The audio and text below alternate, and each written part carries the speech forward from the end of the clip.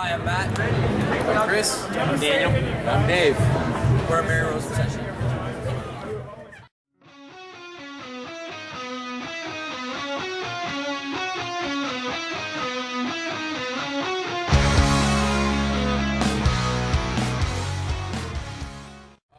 The band started back late 2007.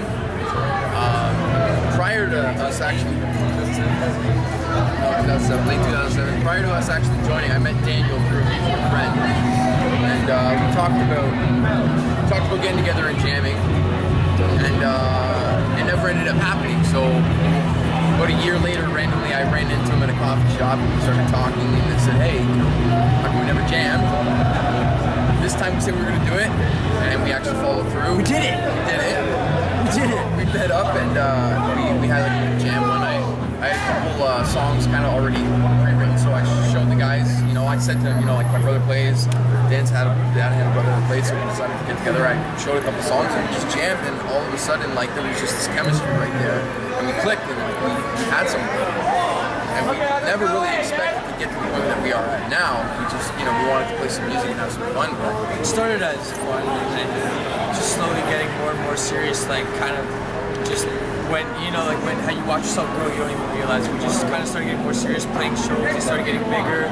Next thing we knew, we're a band really was going for it. When we were starting out, like, we just jammed at my house in the basement, and little by little, my basement kept growing with people. And it was really cool to see that our friends were just showing up to be like, hey, and we weren't even expecting to be a band.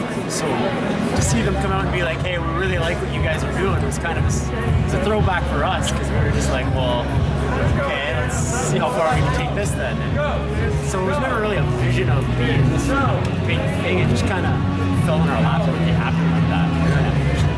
Timing is everything. For the record, I wanted to be the drummer, but Matt is better, so the position definitely wins Matt. That was yeah, he actually bought a drum set prior to us meeting and jamming that night. Literally like a month prior, he had bought the drums and playing with the drums, and then it was like, yeah, well, I'm sick, so and he's like, well, I'm sick of the bass, so yeah, let's do that. it just worked out. Worked out that Worked out, straight up.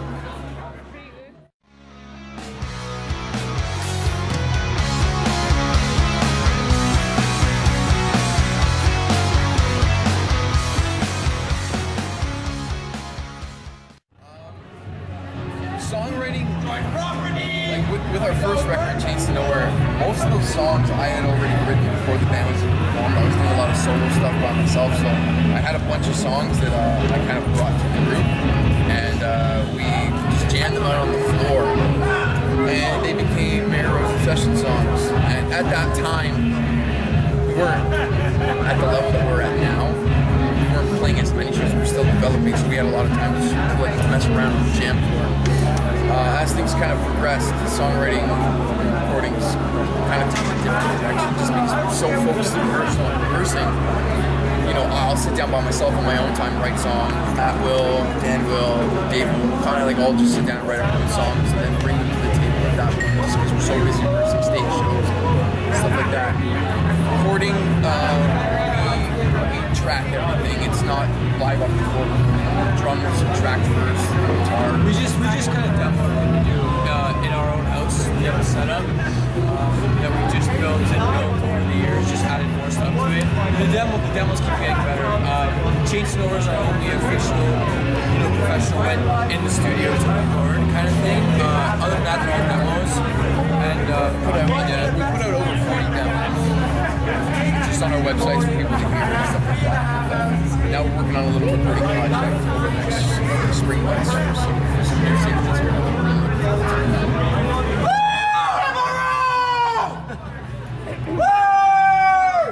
Welcome to the streets of Toronto. Welcome to the streets of Toronto.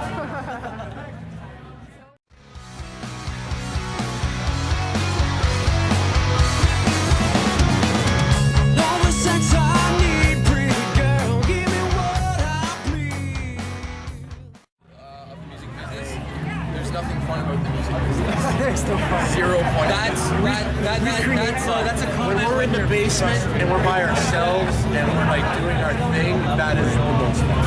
The business the business part of music is very frustrating. It's a lot of hard work. It's business.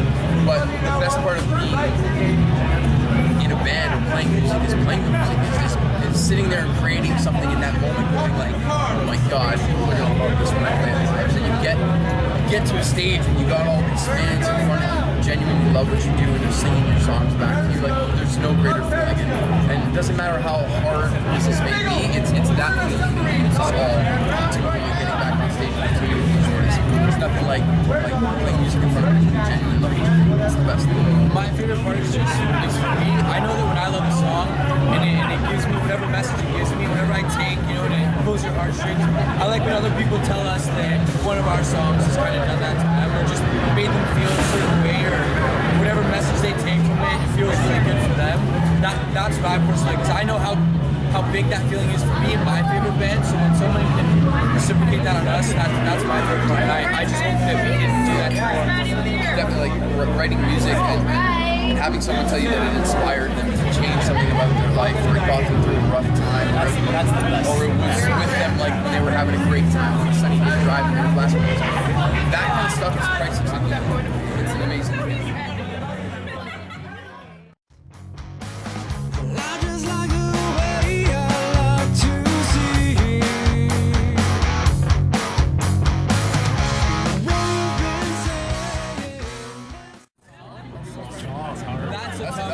That's a loaded question. I think we'll all have different answers if we were to answer, because I mean, music is so subjective to individuals that, like, you know, a song that one person might like versus the next.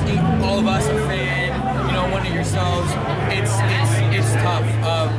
Yeah, I don't know a solid way of answering that, because I think we all have our favorite. yeah. Honestly, I think we're all on the same level on, like, if it comes from a live song and we're playing it on stage and you can feel the energy and the chemistry between the crowd and the band. When you're playing songs like Rocket with the Queen, so you're gonna hear the whole crowd sing along with you, even if you're not planning it, which is, I would say it's the energy level. I mean, like listening to songs or writing songs is always gonna be different. But I say, like, in a live perspective, like from fans, I think when we play Rock and Roll Queen, it's just one of those songs where the crowd just loves it. It's a great time.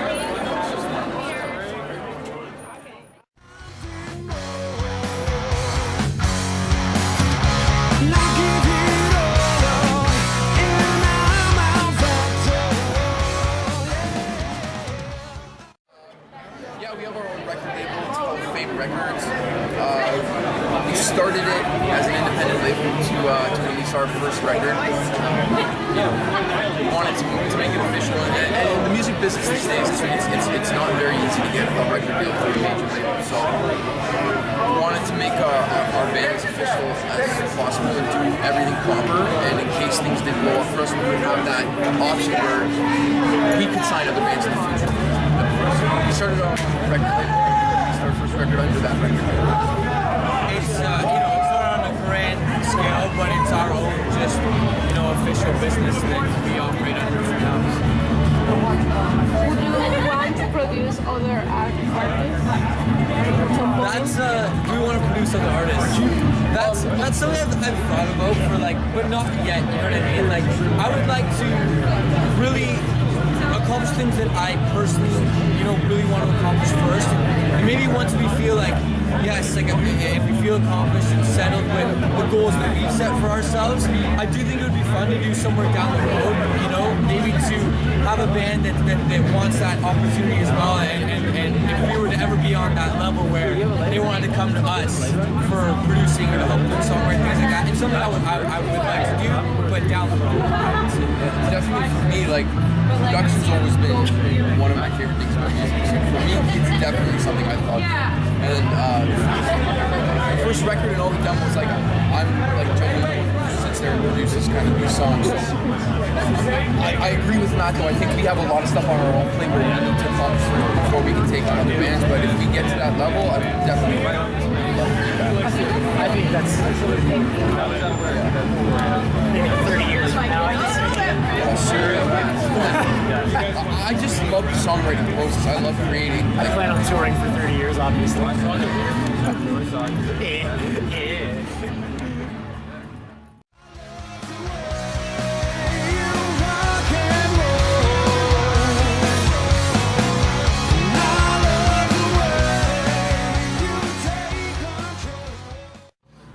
What's next? Mo music. Mo Yeah, well, I mean, for any band, the immediate objectives, I mean, always keep playing, keep putting out shows, you know, try to reach as many people as you can, never stop writing, never stop playing. We're gonna do a new recording project because we haven't done any proper recording since our first record, Chase the Door. It's gonna take place in New Jersey, so we're trying to just do it on a bigger level and really get our songs up to the highest level we can. We're going to go to New Jersey sometime this spring. So that's next. I mean, that should take the majority of the spring. And then We look into like hiring a producer, someone to give us a different perspective on our own music. Someone who worked with a lot of other bands and songs on the radio. So it's nice to have that outside perspective. So that's where we're at right now. The CMW show was our last show before we head out to Jersey, and we're gonna focus, I'd say, about a month down there, recording a couple singles, and then coming back and getting them out. hopefully you hear them later this year.